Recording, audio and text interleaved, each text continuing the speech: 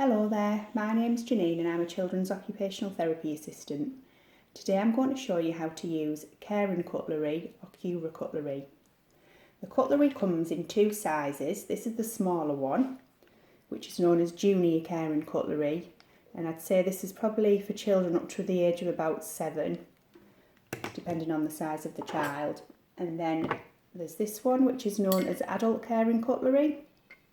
You can buy the cutlery off the internet on websites such as Amazon or the Complete Care Shop, and it's roughly between £8 and £12.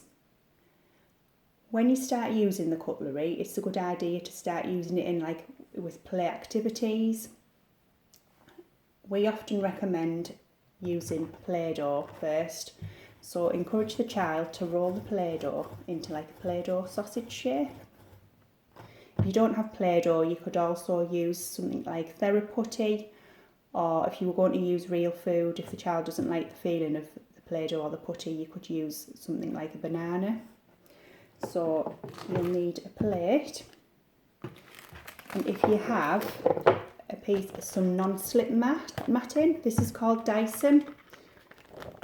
If you haven't got this, you could use something like a tea towel, and it just stops the plate from slipping around. So you need to put the plate on top, and then your Play-Doh sausage. So I'm going to use the adult one today just because this is a better size for my hands. So what you need to encourage the child to do first is to show you their Peter pointer fingers, and those Peter pointer fingers need to sit in the little indents on the cutlery. Can you see?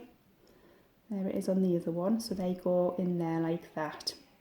It's important to make sure that they are using the Peter pointer fingers and not the thumb. You quite often find that children will do this, but it's the Peter pointer fingers that you want them to put in there like that. So then encourage the child to say stab with the fork and saw with the knife.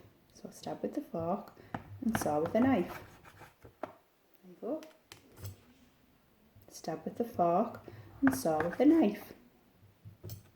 Stab with the fork and saw with the knife.